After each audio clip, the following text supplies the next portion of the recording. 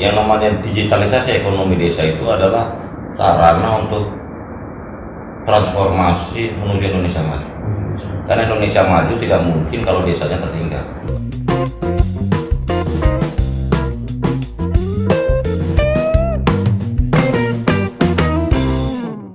Halo Sersandaeng, kali ini Sersandaeng punya acara spektakuler luar biasa. Sersandaeng ditemani oleh Wakil Menteri Desa Tertinggal, Pak Budi Ari. Selamat malam. Pak Budi Ari. Aku manggilnya apa ya? Manggil Bung apa manggil Pak Mas Wamen? boleh, Bang boleh, Bung aja apa ya. Bung boleh. Nah, Bung Budi. Semenjak menjadi Wamen, saya dengar katanya program digitalisasi itu menjadi program andalan di pemerintahan Pak Jokowi pada saat ini. Kira-kira bisa diceritakan Pak? Jadi begini, yang namanya digitalisasi ekonomi desa itu adalah sarana untuk transformasi menuju Indonesia maju.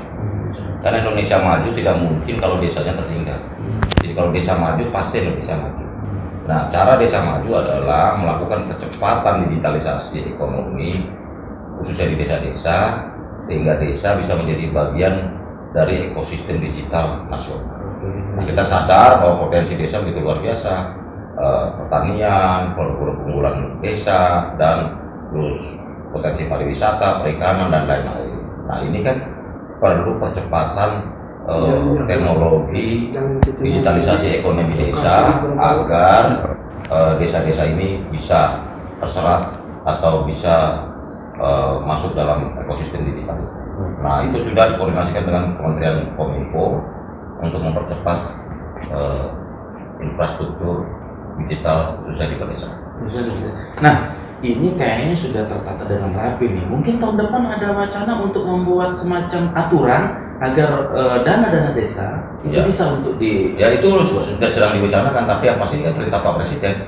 Apalagi Pak Menkominfo sudah mencanangkan di tahun 2022 ini hasil perintah Pak Presiden bahwa tahun 2022 ini seluruh desa di Indonesia ini sudah terdigitalisasi, sudah memiliki akses digital.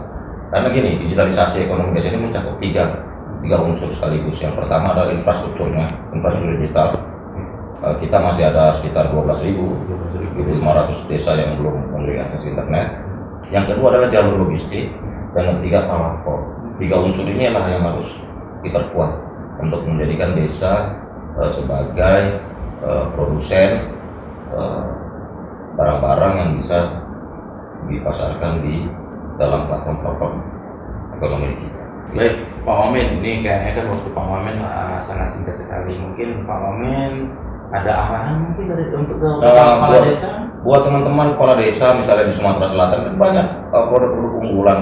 Palembang atau Sumatera Selatan terkenal dengan produk-produk pempeknya, makanan kulinernya dan lain-lain, kopi dan lain-lain, itu kan bisa dipasarkan ke dalam platform digital.